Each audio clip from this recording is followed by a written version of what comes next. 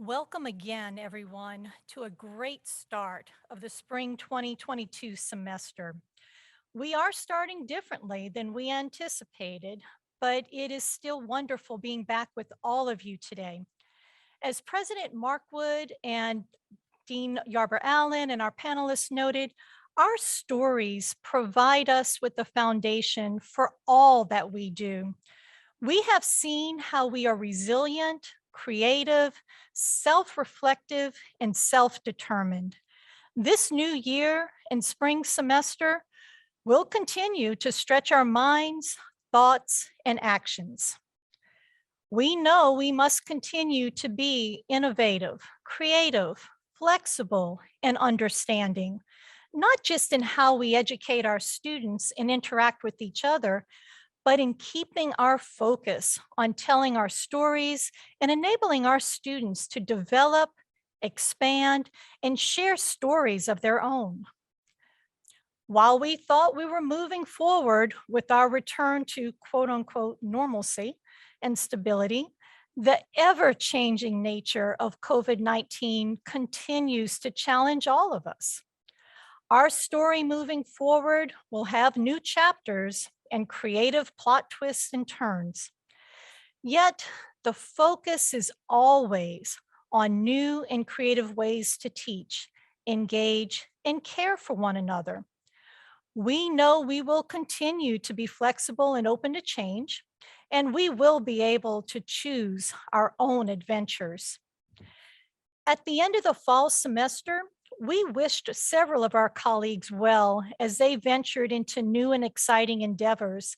And this spring, we welcome several new members to the Columbus State University family. We celebrate the new faculty and staff who are joining us across the university.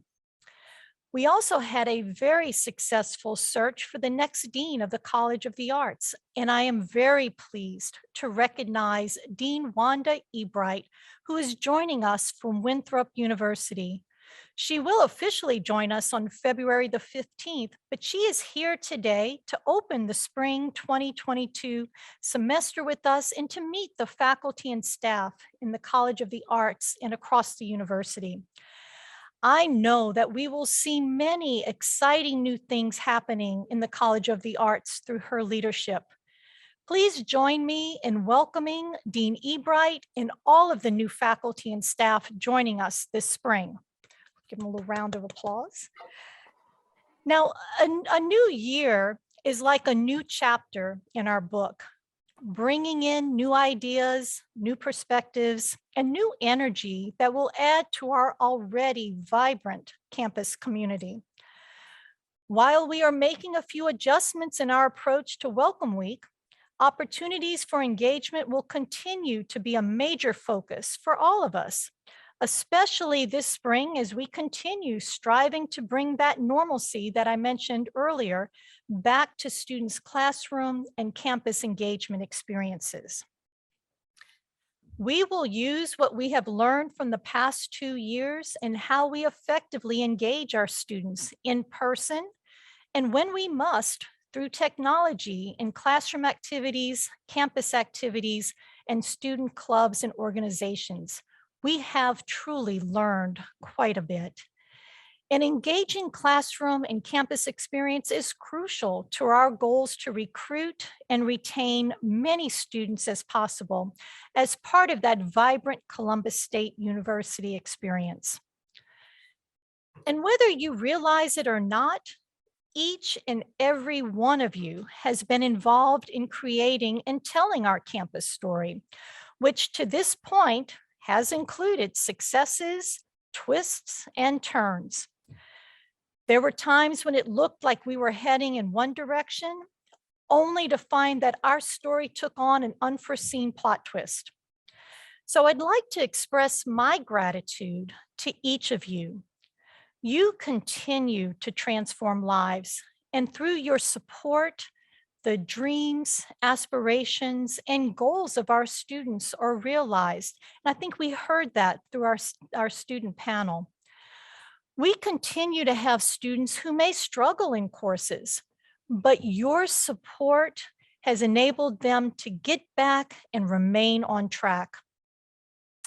The Columbus State University story encompasses a strong commitment to diversity, equity, inclusion, belonging, and empathy. Continue to build into your courses ways to get to know your students better and to get to know their stories. Encourage them to see how their successes, challenges, opportunities, and needs provide them with the context of their stories. But it does not define or limit them as they embark on their own journeys of learning and exploration.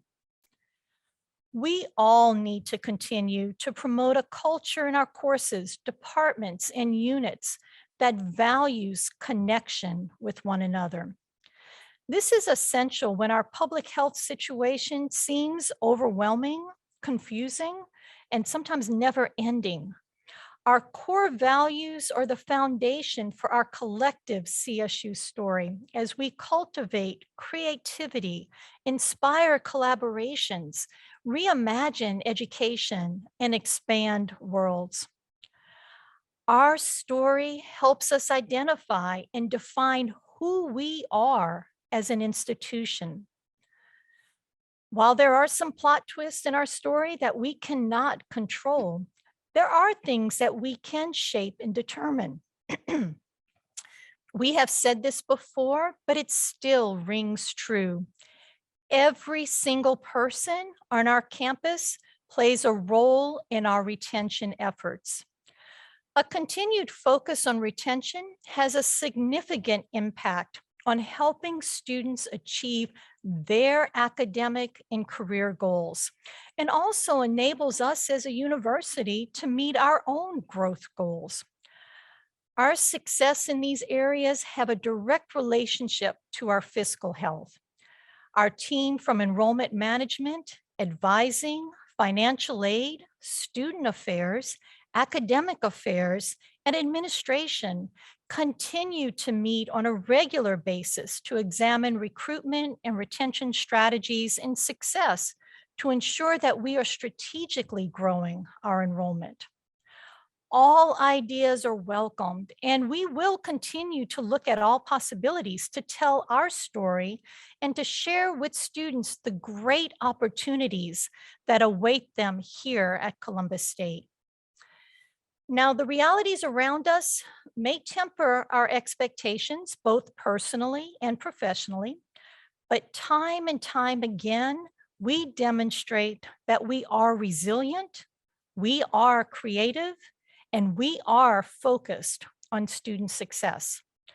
The work that we have done will continue into the spring. Our attention to enrollment, retention, program development, and engagement remains laser focused and will move ahead in full force. Now, I know of immediate concern for you, our students and their families, is health and safety in the classroom and throughout our campus. The USG guidance for spring 2022 is following the guidelines from fall of 2021. Information and guidance will continue to be updated on our COVID-19 website and through our weekly email updates. Although public health leaders indicate that available vaccines and boosters are the strongest line of defense to COVID-19, we cannot mandate vaccination for students and employees. But all faculty, staff, and students are strongly encouraged to be fully vaccinated and boosted. Now, there are a couple of things I would like to reinforce as we move into our spring 2022 semester. And no student, faculty, or staff member should be treated differently based on their COVID-19 vaccination status or their decision to wear or not wear a mask or face covering.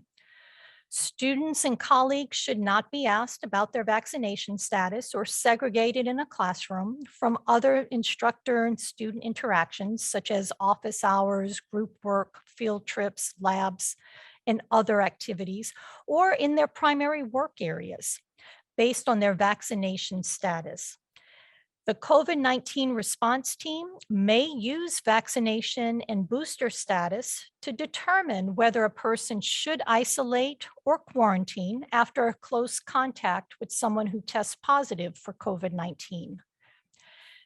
Masks and face coverings are not required on campus. However, we strongly encourage that face coverings are worn inside CSU buildings and facilities, regardless of your vaccination status. Two exceptions will apply at CSU. Face coverings are required in our health center facilities, as well as while riding on campus shuttles. USG institutions return to campus this spring with no physical distancing measures.